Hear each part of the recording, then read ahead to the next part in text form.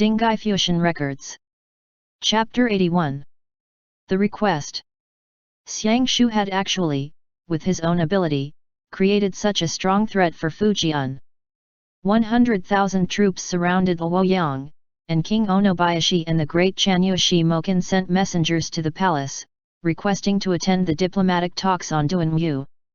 Heilian Chuang said, You are, the great Chanyu Daran. I am no longer, Xiang Shu said matter-of-factly. They have come only because your guise Jiantou Majesty has raised that group of monsters. After all, everyone's already tired of fighting battles against living people, and they even more do not wish to keep killing after they're dead. Go back and tell him not to be worried. If he's willing, it'd be best for him to set fire to the drought fiend army in one fell swoop, and if not, then we'll negotiate conditions the day after tomorrow. So Heilian Chuang went forth, preoccupied, to report back to Fujian.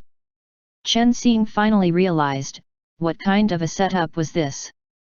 Qin, Jin, Xianbei people, the ancient Qi Le Covenant, Dongying, Feng Yunjun's mercenaries, and exorcists. At this moment, in this place, 7 great powers had gathered together to attend what would be the largest diplomatic talks in hundreds of years in the Divine Land. And in the end, if they couldn't reach a compromise, then they would fight, which would definitely lead to a chaotic battle. Fujian asks you why you are doing this. This time it was Mirongchang who came personally. Since Xiang Shu was no longer hiding his identity, Fujian had no way to treat him as an ordinary diplomatic envoy. No reason, Xiang Shu answered mildly. I like it. You, Chen Xing was also greatly surprised. You've made this matter so large. But Xiang Shu didn't respond to Chen Xing's words, saying instead to Mirongchang, who had come for the second time to request their presence, where are King Onobayashi and Shimokan? They aren't planning on entering the city, Mirongchang said. They'll meet with us at noon, when the talks begin. Fujian wants to find you to discuss things in private. No discussing, Xiang Shu rejected him instantly. I have nothing to say to Jiantou. Past matters between us that should have been recollected were already dredged up 2 years ago, this path is one that he chose himself. Chen Xing said, what about your sister? Mirongchang said, she hasn't appeared. Mirongchang hadn't found any trace of Wang Zi, and at the same time, the spies that Feng Yunjun had sent out were approaching the Longmen Gorge, secretly watching the movements of the troops near the mountains. Mirongchang couldn't get Xiang Shu to go with him, so he could only return back to make his report. Chen Xing began to conjecture with Xian about what Fujian was thinking at the moment, what plans he had made, whether he was going to immediately send people back to Chang'an to bring more supporting troops over, or would he go according to his usual style, treating this new development with a cold indifference? No messengers left the city in the night, Feng Yunjun said. Xian didn't know if he should laugh or cry. This is clearly Qin territory, so how has it turned into our advantageous terrain instead? Feng Yunjun answered, from the beginning to the end, Luoyang has never truly fallen into Fujian's hands. The greatest power in the city still resides with the Han people and the Xianbei people, so this is very normal. It had not even been 12 years ago when Fujian had used Wangmeng to conquer Luoyang. Before, the eastern capital was controlled by the Xianbei Mirong clan, and before that it was Jin territory. In a short 12 years, to bring the central plains wholly under control was not very possible. Yet with today's circumstances, for Fujian to still show such extraordinary audacity, bringing 20,000 imperial guards with him to come to the eastern capital to attend the diplomatic talks, was a result of him underestimating the strength of his enemies, and of course, he had fallen prey to Xiang Shu's ambush from all sides. After Xiang Shu finished his preparations, he had even left a road eastwards for Fujian's messengers to travel out of the city, to express his sincerity. If you don't want to discuss things, then you can go, I won't stop you. Of course, they had also been correct in their prediction that Fujian wouldn't run, otherwise, he would definitely become everyone's laughingstock. Chen Xing now had a strong sense of foreboding that Wang Zi was definitely by Fu Jian's side, but thankfully, in Fu Jian's eyes, these Dongying people and the ancient Gle covenant were all but ants. In his hands were 300,000 drought fiend troops, and when it was necessary, as long as he set them loose from the Longmen Gorge, they were more than enough to raze the city of Luoyang to the ground. Deep in the night on the 4th day of the 5th month. Tomorrow's diplomatic talks will probably go like this, Xian said, finishing up the last preparatory meeting. Little Shidi, you have to stay by the martial god's side at every moment, not taking even a single step away. Whether we can lure out Wang Zi and ensure our victory is all up to you too. This is a matter that involves the entirety of the divine land, it's not just our duty, Xiang Shu said darkly. Or else why would they have come as well? Chen Xing understood that tomorrow's talks were not only heavily involved with their continued existence, but that they also would determine the future direction of the divine land. He nodded and said, Iupiter will watch over us. I now feel that its existence may have been for this very moment. There was still more than a year left. Originally Chen Xing had thought that perhaps this wouldn't be the last battle, and his heart was filled with unease. However, now that he thought about it, if this was a year of life that he borrowed from the heavens, then how happy would that be? Walking slowly from his initial thoughts of resignation to where he was now, he actually had already been unconsciously influenced by Xiang Shu, as if a seed of something called hope had been planted in the depths of his heart. Perhaps I'll be able to win against them? Perhaps we won't need to take that step. And perhaps even on the day I turn 20, nothing will happen? Chen Xing silently rose. He had originally decided to borrow the Jin people to put more pressure on Fujian, in order to find a suitable chance to force Wang Zi to reveal himself and fight with him, but he hadn't expected this many people to come. Now, many of their forces would be swept into an unexpected power struggle with unknown results. If they failed, then the consequences they would have to shoulder would be much heavier than before. But what Xiang Shu said was not incorrect, that this was a danger that the entire divine land faced, and it wasn't a duty that only they had to shoulder. Chen Xing turned his head back and looked at Xiang Shu, and Xiang Shu seemed to send him a glance in return. In the brief span of time that their gazes met, Chen Xing seemed to understand something, and he said, I'm going to rest first. Drink a little. Feng Yunjun brought over wine, and he split it between himself, Xian, and Xiang Shu. Xiang Shu's forehead was furrowed slightly as he looked in the direction that Chen Xing had left, as if he was thinking. Tonight was an important night, and they had to be prepared, otherwise if on the slim possibility that Chen Xing was once again kidnapped, they wouldn't even need to think about tomorrow. It will be all right, Xian said as he saw Xiang Shu's worry. Xiao Shan will keep him company. Feng Yunjun's smile was a little hurt. Of all the people in this world, Xiang Shu, I admire you. Xiang Shu picked up his wine cup, staying silent and not speaking. After drinking a little, he put it down again. Feng Yunjun said, You've called over Dongying people, the Hu people of Chi Le, and spent all of your family fortune, all to save the life of one person. Xian smiled but didn't say anything as he began to tidy up the materials and maps on the table. Xiang Shu, as usual, didn't speak. Xian said, Who hasn't had this kind of wish when they were young? Feng Yunjun picked up his own pitcher of wine, rising to his feet and leaving. Xian, do you think we can succeed tomorrow? Xiang Shu suddenly asked. It's hard to say, Xian said. I estimate our winning probability at about 60%, since Wang Zi is our final target, as well as the greatest unknown variable.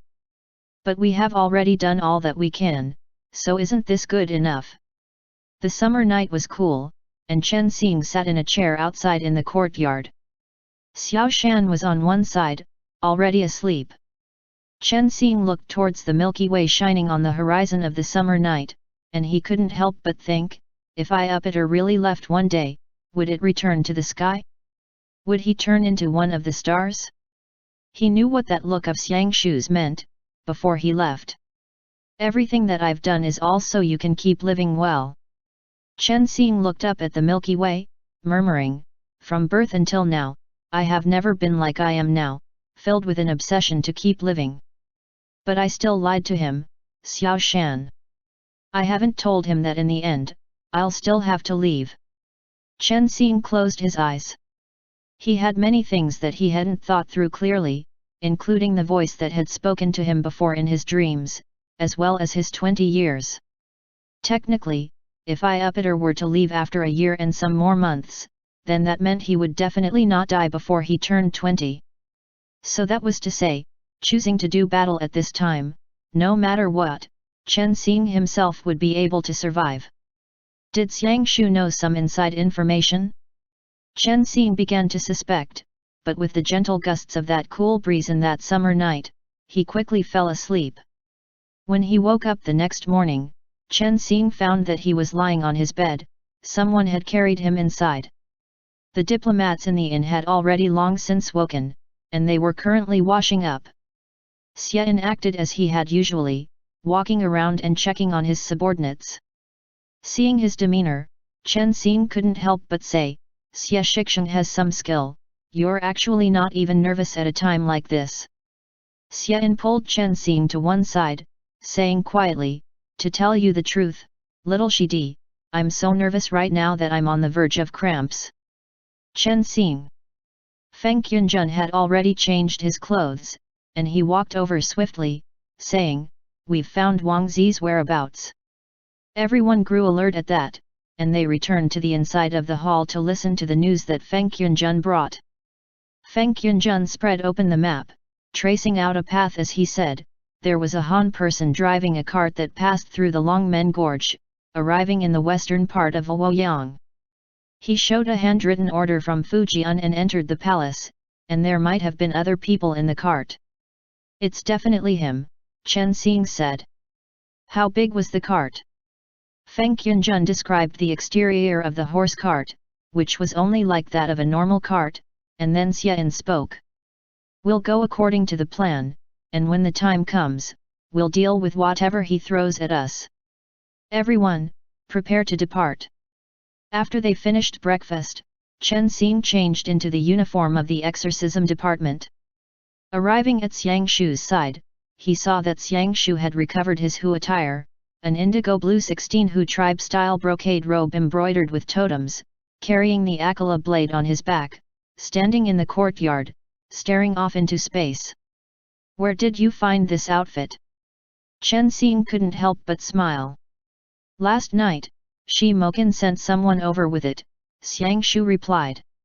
It was somewhat similar to what the great Chanyu had worn in the beginning, but it was missing the rings that symbolized the ancient pact, the sacred soil, the military might, and the shepherd and mountain gods. He no longer wore a carved jade tooth at his waist either, to distinguish him from the others. What are you thinking about? Chen Xing said. I'm thinking that it's all going according to your wishes, Xiang Shu said. Now, I can bring up my request ba. Chen Xing, what's your request? The summer breeze blew through the hall, and the trees in the garden let out sha-sha noises. The shadows of the trees were like millions of meteorites, flying over their bodies. After today, Xiang Shu thought for a moment.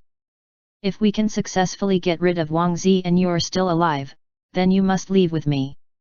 Chen Xing said, but what about Chu?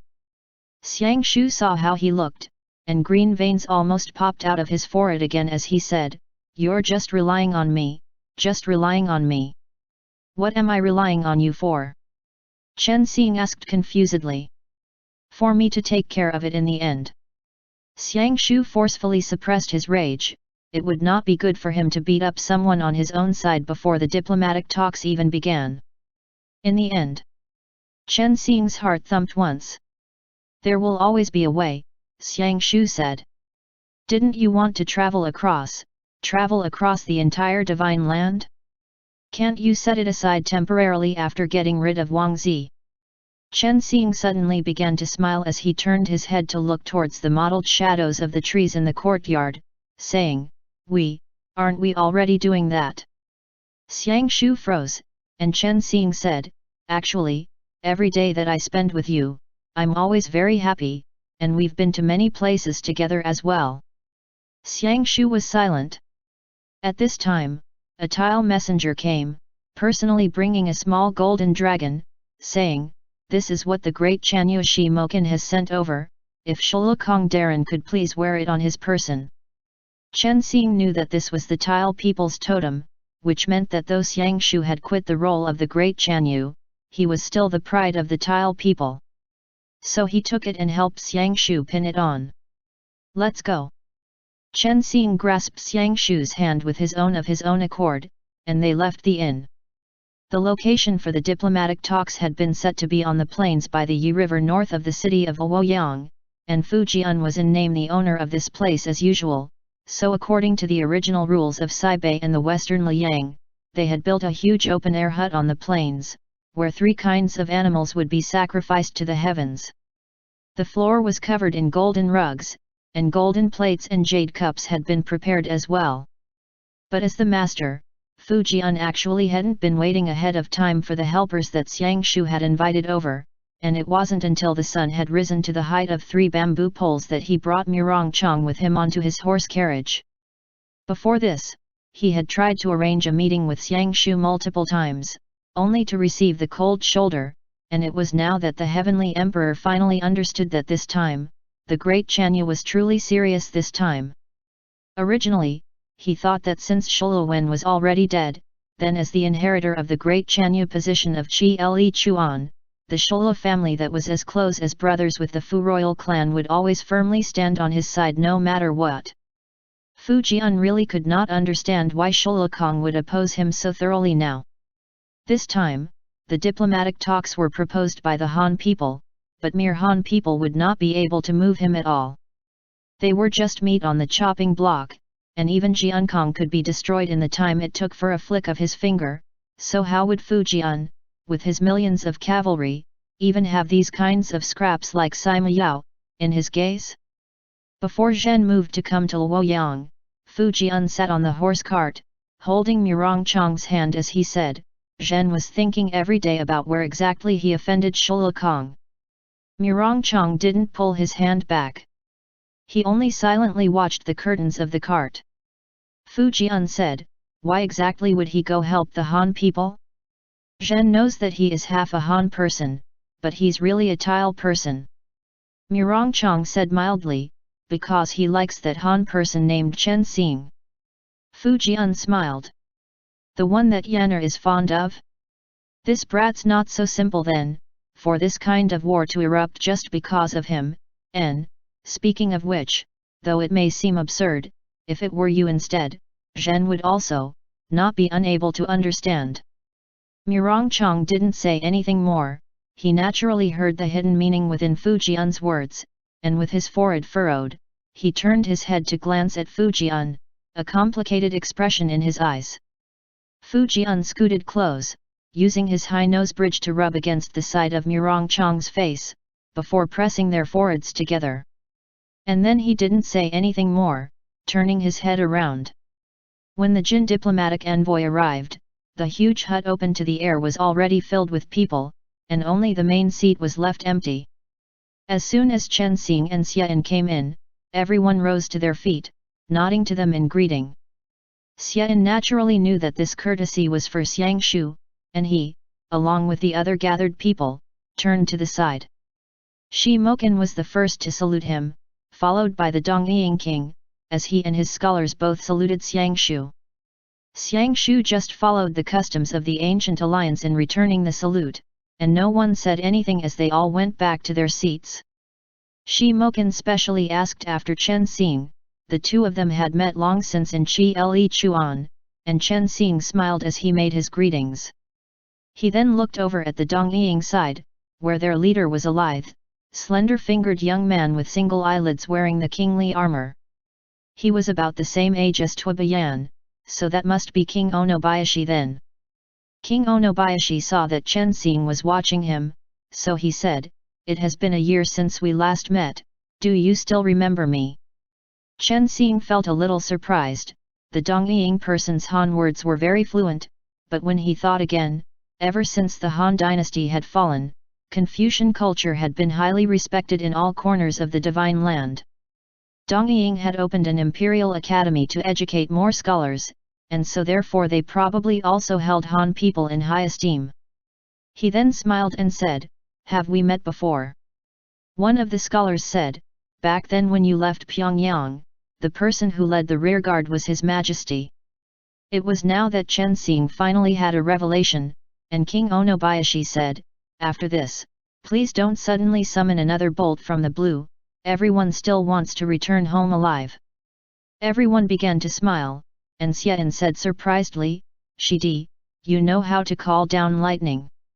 "It was just good luck," Chen Xing said, not knowing whether he should laugh or cry. "Let's quickly change the topic." The banquet hall was silent for a moment, and Chen Xing glanced at the sky above for the time of day. Fujian had yet to arrive, and he was already late. If it was really just a kidnapping, then that would be good. He was just afraid that Fujian had made some arrangements in secret. The open-air hut was already surrounded by guards on the outside, and if they started fighting in a bit, then it would probably become a very chaotic battle. But since Xiang Shu and Xian had made preparations beforehand, he could only trust in their skills. At this time, King Onobayashi opened his mouth again. "Shulukong, why did you give up the position of the great Chanyu? You're already the #1 warrior, but you didn't think that was enough, so you went to go learn how to call down lightning from the Han people." Chen Xing thought, seems like he's also someone with a lot of opinions. If you weren't a king, maybe Xiang Shu would be chewing you out right now. But Xiang Shu didn't spare him even a little face, saying coldly, "Go Gubu, why do you still have so much nonsense to say? You want to fight again?" In an instant everyone burst out into laughter, and Shi Moken said amusedly, "Do you still remember when Gubu was in Chi Le Chuan and you two were debating on how to shoot, and after you two came down you had a proper competition?" King Onobayashi said, "Last time we didn't determine who won. I brawled against Shulukong, one-on-one, but we didn't have a clear victor, so now we can only compare our shooting skills." Xian said amusedly, "I've long since heard that the Dongying Majesty is a famous godly archer. I greatly admire your skills." King Onobayashi cupped his hands and said, "And your Han people's many schools of thought is something that I greatly admire. The greatest wish of my life would be to travel to Jiankong and learn from you all." Xian immediately said, "Then this humble one will speak unauthorizedly on Sima Majesty's behalf to invite you, and you must come to visit someday." "I must also thank the great Jin," King Onobayashi said towards Xian, "for allowing our young people to go to Jiangnan to study. You see, though we have come from all places, even our communication is through the Han language, so the splendor of the Han people is very visible." Xian smiled and said, "Dongying also has much that we should learn from, and we must never grow comfortable with standing still and making no progress." When Xiang Shu heard these, he sent a look towards Shi Moken, meaning, "See what the others are doing." Shi Moken thought for a moment, before nodding. King Onobayashi hurried to modestly decline, and Xian took over control of the conversation, but Shi Moken then said, "When I received the message from the previous great Chanyu, Sholodaran, we sped here over double time, day and night without rest. Though us being able to get involved in this conflict between Fujian and you Southerners is still unknown, with the current situation, some things cannot be tolerated." Xian hurried to thank him, and with this, Chen Xing guessed that perhaps Xiang Shu had already written about the danger facing the Central Plains in the letter. They greatly trusted Xiang Shu, so naturally they believed his words and came forth, because it was not a matter that others were involved in, but rather a danger the divine land faced. "There are things a ruler can do, and there are things that they cannot," King Onobayashi said. "When two countries engage in battle, they must determine a victory on equal grounds. When I heard the great Chanyu Shi Moken describe the misfortunes that had happened in Chi Le Chuan, this is a point that I very much agree with. The Master of Dalong, the true Dragon Emperor, the Joint Master of the North, the Heavenly Emperor of the Divine Land, the #1 warrior within Guanyi, His Majesty, Fujian, has arrived. From outside the hut came that clear cry.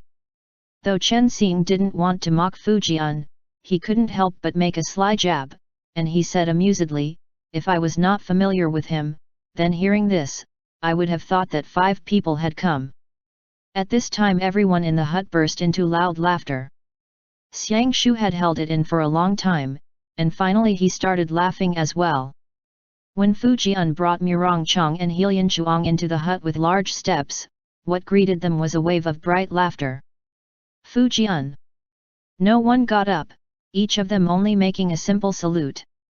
Fujian had originally believed that he would arrive to a respectful, solemn scene, but he hadn't expected for them to seem as if they had been discussing something this funny. He also didn't know how to interject, and he could only say, Zhen has come late. End chapter.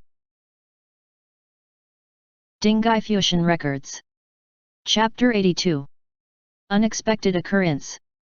Chen Xing was still musing on who should speak first after Fujian came in, and as expected, everyone was watching Xiang Shu. However, he didn't say anything, nor did he make any motion of greetings. It was instead Xian who spoke first. He smiled and said, not too early or too late. Your Majesty gave us the opportunity to reminisce on the past. Fujian didn't recognize Xian.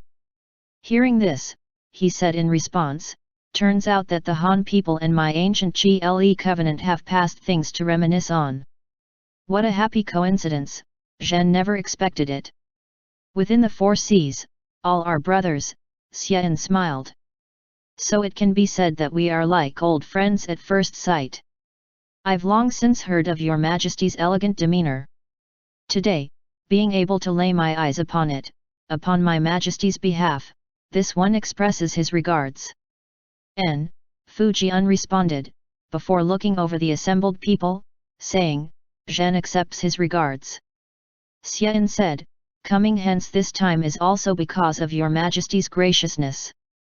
Thank you for being willing to quell the conflict between our 2 countries, and for being willing to travel to Luoyang.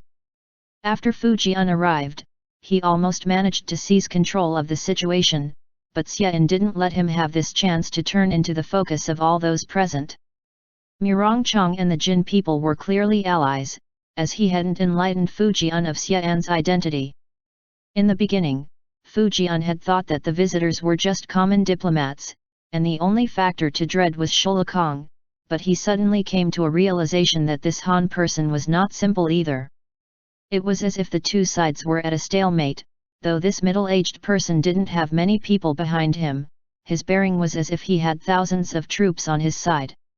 In the confines of this small discussion tent, he was actually able to carry on a lively conversation as an equal of Fujian's. Fujian swept his gaze over the assembled people, before it finally fell on Chen Xing's face. Quell the conflict between our 2 countries? Fujian asked unhappily. This is your strategy? Zhen thought at first that you were here to fight. Just as Xiang Shu was about to speak, Xian said, very lightly, if we can't come to an agreement, then we'll have to fight, so everyone's purpose is to try not to fight. I hear that your Majesty likes to read the books of the Han people, and I imagine that the words try peaceful means before force is something that your Majesty has long since been familiar with. Fujian's expression instantly turned grey-green. Ever since he defeated the Xianbei Murong clan, no one dared to speak to him like that. However now, the Han people of the world were the only ones who dared to speak like this, and their audacity stoppered his words. Chen Xing observed Fujian, only to see that there was a swell of black energy between Fujian's brows, a little bit like Tuibian's, but had Tuibian come? And where was Yuan Xin? Was he outside leading the Imperial Guards? Xiang Shu sat cross-legged, having spoken no words at all. At this moment, as he sat next to Chen Xing, he put his hand on the back of Chen Xing's, giving him a look before nodding. Chen Xing knew then that the arrangements were already in place, and that gesture was to ensure that he wouldn't worry. First, we should resolve the most important thing, Xian said lightly. According to our understanding, Your Majesty Fujian has been using the necromancer Wang Zi's evil arts in Chang'an, Luoyang, and even Xiangyang and other such places, causing the previously living there to not be able to rest in peace, all for the sake of creating an army, the intention of which is to use it to invade my great Jin's territory. Is such a matter true? Chen Xing had already made his preparations, and even Sima Wei had been brought over. The horse cart that was keeping him encaged was just outside. As soon as Fujian denied this, the order would be issued for it to be brought in for everyone to see. Of those assembled, Shi Moken had seen him before, but King Onobayashi was not very aware of this. But they hadn't expected Fujian, not only to not deny it, but to respond with, "The previously living? Your words are too heavy, this is merely an immortal army." Zhen wonders if the assembled members here are willing to join with me and mine, to become a member of the immortal humans. Chen Xing. A gust of wind blew, and the gauzy curtains danced. From the front of the tent on the plains, they could perfectly see the Yuk of the Longmen Mountains in the distance. At this moment, Feng Qunjun, leading his subordinates and Xiao Shan, was approaching the Yuk region. Thousands of Fuzu shadow warriors and warriors of the ethnic minorities of the south, who had cost a lot of money to hire, were all mixed together, and every one of them was equipped with a can of kerosene that was extremely easy to set alight. From all directions, they clambered up the cliffs of the mountains using grappling hooks, preparing for the last whistling arrow that would come from Feng Qunjun.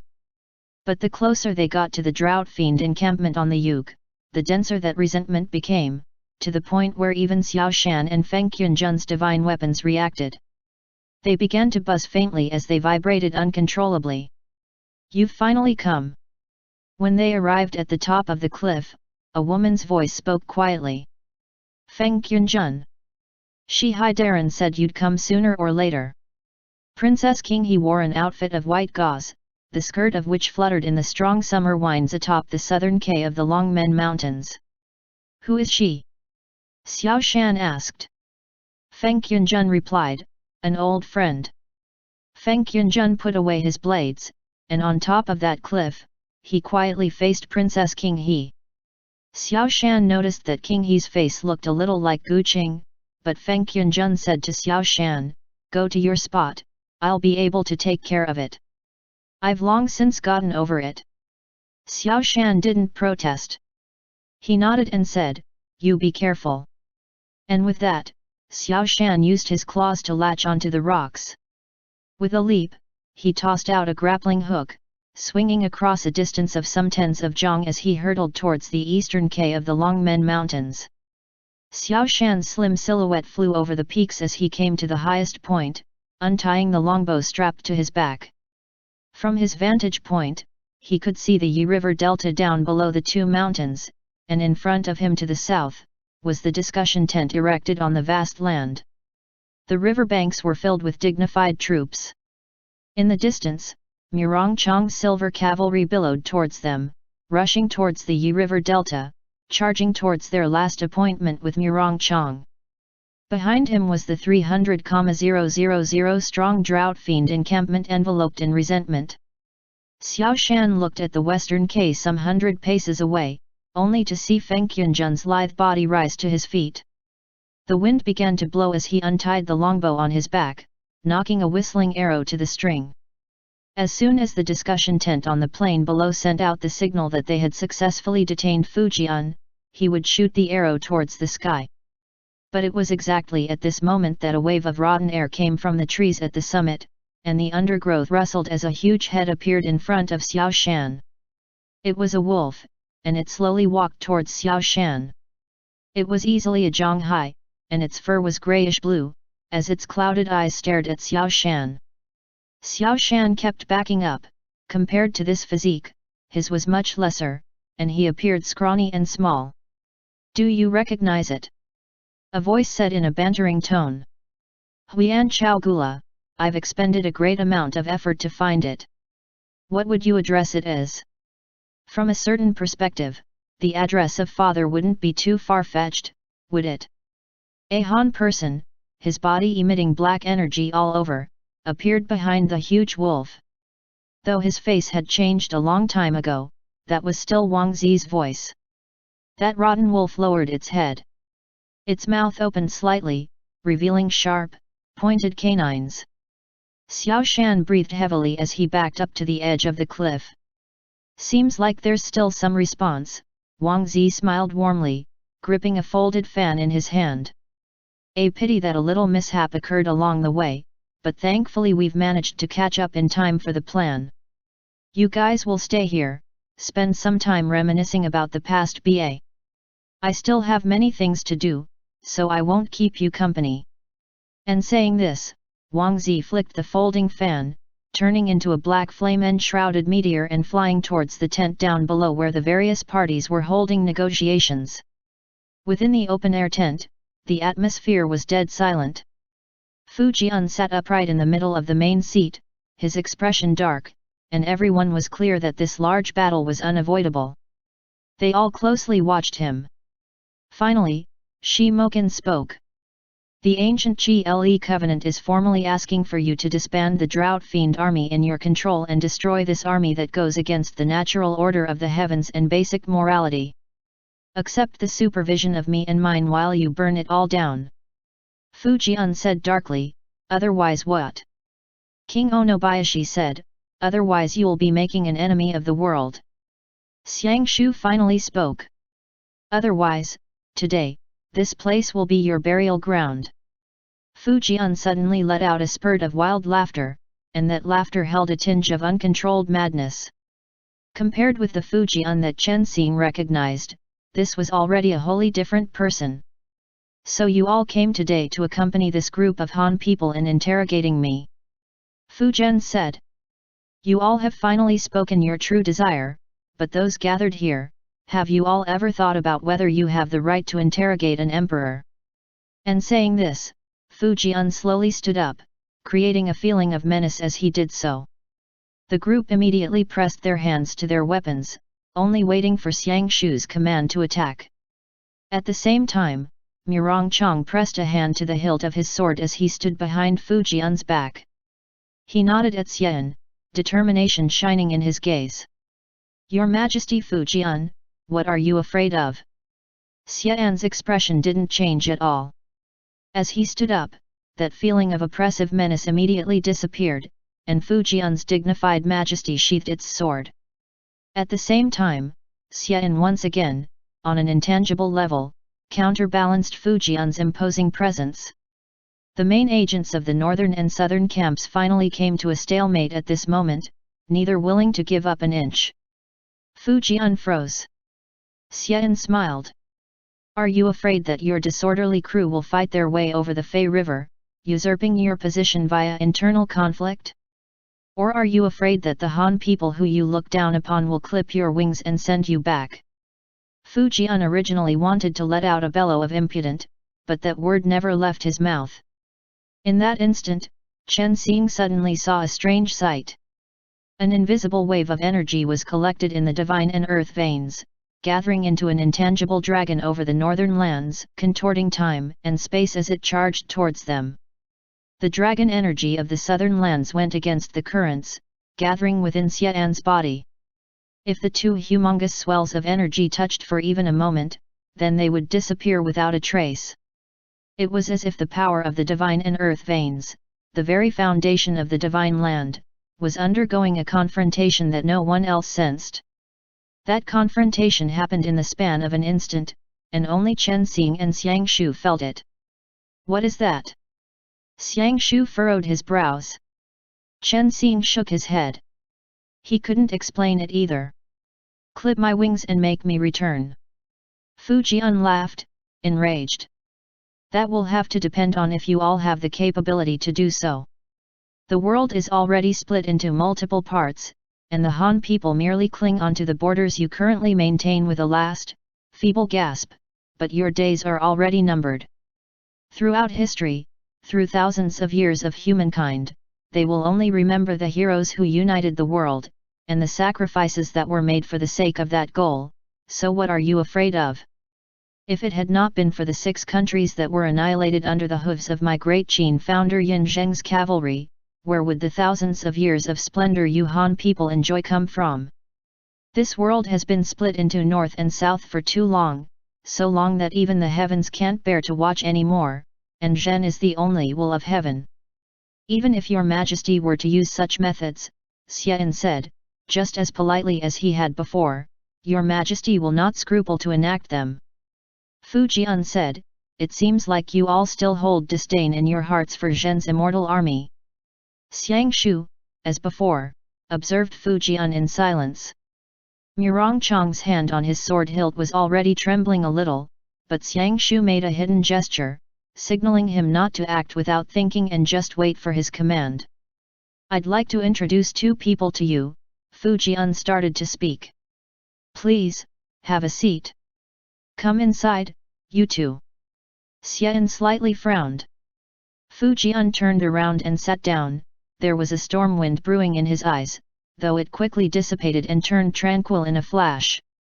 When the people who had been waiting outside the tent heard the summons, two Han people answered and entered the room.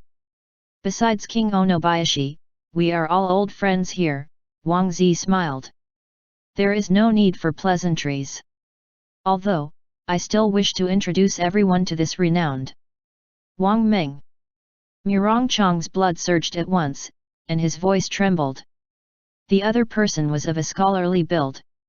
He was 8 chi tall with a serene look. His face was ash pale, and his eyes cloudy. After he entered the tent, he cupped his hands and greeted everyone. Chen Xing. Wang Zi had already switched bodies, and now, the man he brought out made Chen Xing feel as if he was struck by thunder from a clear sky, and his heart raged with fury. It's Wang Meng. My eldest Fusheng. During Murong Chang's imprisonment in Chang'an, not a single night had passed without him hating this Han man to the core. It was because this man was the one that exterminated the Xianbei's great Yan back then. Nobody would be able to guess how many people of the five Hus held deep grudges against this man. Fu Jian said, Zhen's greatest regret in this life is the fact that Jingluo had to leave a step ahead of Zhen, and thus, Zhen's grand plan to pacify all the lands under heaven had to be shelved. Now, Wang Zi has sought a way for Zhen to have eternal life. And for those who have passed on, he has resurrected them all. Fu Jian looked around and continued, in this world, is there a greater joy than recovering what has been lost? For a moment, everyone inside that great hut was unable to say a thing. Zhen's grandfather, grandmother, father, mother, Fu Jian closed his eyes as he muttered. Zhen's beloved, as well as the dear friends who had left Zhen one by one. After that, he opened his eyes and looked at King Onobayashi first before his sight moved over to Xiang Shu, Chen Xing, Xian, Shi Moken, and others with a look of pity in his eyes that seemed to say, your father, mother, brothers, children. Everything that has been lost will be restored, Fu Jian enunciated. Our lives will know no limit, and death shall not come near us. The things in this world that weigh on your mind, you will be able to seek them for thousands of years to come and through all ages, forever eternal. Wang Zi looked at Chen Xing, the corners of his mouth turned up in a triumphant smile, as if he guessed that this move would be enough to break him beautifully. Chen Xing just stared blankly at Wang Meng. No more than 7 years ago, Wang Meng had died and was buried in Chang'an, but unexpectedly, he was now also resurrected. Wang Zi said, everyone here always thinks that reviving the dead is an act against the law of heaven. The drought fiend army in your eyes only knows how to kill without a shred of humanity left in them. Today, I've invited Wang Darren to come here in order to show you how different he truly is now from when he was alive. Wang Meng gladly looked at the crowd. Hit by this kind of impact, even Xian didn't know what to say. If the one before him was indeed the Wang Meng of the past, the strategy to resist Fu Jian's southern expedition would need to be scrapped and started over. This guy's intelligence must not be underestimated at all. Back then, even Huan Wen also suffered a loss in his hands. Xianqi, Wang Meng slowly said, I didn't think you would personally come for a peace talk. It has been a while. Xian. When Fu Jian heard Wang Meng speak of Xian's identity, he was at first stunned before his expression changed to the one that meant, as expected. "You're old now." Wang Meng sighed. "Anqi, you're not how you used to be." Xian's expression turned solemn, and he said in a low voice, "Wang Jinglu, why are you doing this?" "No, you're not him." Xian became acquainted with Wang Meng early in his youth. After each had chosen their own master, although they stood in opposite camps, one with the Jin while the other with the Qin, they couldn't be more familiar with each other's style. "I remembered, when you were still alive, you persuaded Fujian," Xian said, saying that in all his life, he mustn't attack the south. "This current you is not you anymore." "That was then, this is now," Wang Meng raised his eyebrows as he seriously said. "Since the opportunity has presented itself, why must I not do it now?" Saying so, Wang Meng turned his head, looked at Chen Xing, and continued, "Little Shidi, if this Shixing remembers correctly, your life is intertwined with Iupiter." Mumbling, Chen Xing said, "So it's like that, ah. If one talks too much, they're bound to slip up. I think you can just shut up." Xiang Shu frowned. Wang Meng was dumbfounded. "You finally revealed your true nature," Chen Xing looked at Wang Meng, eyes full of surprise, before glancing at Wang Zi behind him. In fact, from the moment Wang Meng had appeared before them, Chen Xing had been thinking about how to beat Wang Zi's move of resurrecting the dead. "If we wish for the alliance between Fujian and Wang Zi to crumble, we must hit them with a blow to its core." "What is the core here?" "Naturally, it's these people." So Chen Xing said in his heart, "This might not be very upright and honest, but I'm sorry, I'll start to spread hearsay." Xiang Shu turned to look at Chen Xing. "Turns out, your so-called eternal life," Chen Xing said in a serious manner, "means going all over the place to dig up other people's ancestral graves." "Everyone," Chen Xing calmly continued, "then you call the dead out of their graves and use them as your marionettes? These people, in their cores, are no longer themselves. Isn't it all just you, Wang Zi, playing different roles in one opera?" Wang Zi. This was really a baseless accusation against Wang Zi, but at this time, how could he have a chance to explain that to everyone? Moreover, he still had to consider Chen Xing's aim in doing this was to fish out more details. "It seems that you are possessing so many bodies." Chen Xing sighed. "And you even managed to imitate them to perfection. Shi Haidaran has truly worked hard. May I be bold and ask, when you were pretending to be Princess Qinghe and had to get along with Fujian, didn't you feel awkward?" The Fu family was stunned. Wang Zi turned furious at once. "You're spreading a false rumor. None of you can see. Do you think His Majesty is blind? If Princess Qinghe were actually me in disguise, how could His Majesty not see through it?" "Wang Meng, you say it yourself." Chen Xing interrupted.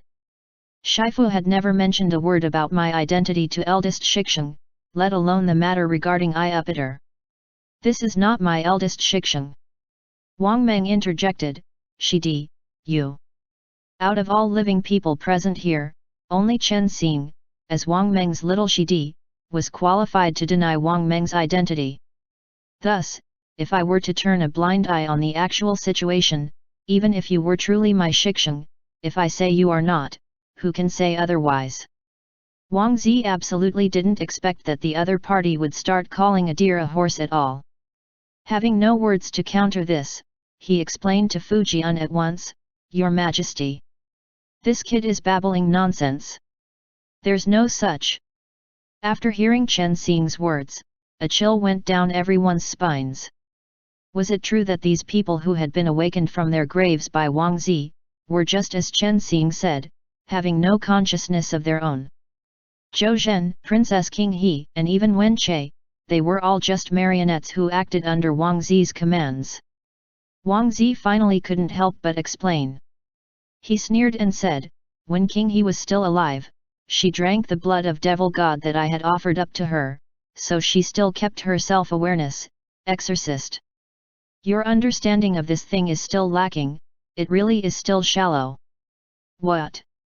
Chen Xing narrowed his eyes, he had successfully pushed Wang Zi into a pit. Drink what? Wang Zi. There was only silence all around the tent. Wang Zi spilled his own secret, he didn't consider his word carefully and spoke out the truth. There was no need for Chen Xing to say more. Fu Jian understood these words and grew furious for having been deceived. Wang Zi. Fu Jian said, tone cold, 3 years ago, you were already planning for this. Wang Zi suddenly let out a strange laugh. Since Chen Xing had exposed him, there was no point in hiding it any longer. His complexion turned dark as he said, since everyone has come prepared, we might as well see whether that eye-uppeter of yours is able to love you, love your dog. Will its protection extend to your companions? Chen Xing's complexion instantly changed. Don't listen to his nonsense. Do it. Xiang Shu wasn't affected by Wang Zi and crushed the wine cup in his hand. End chapter.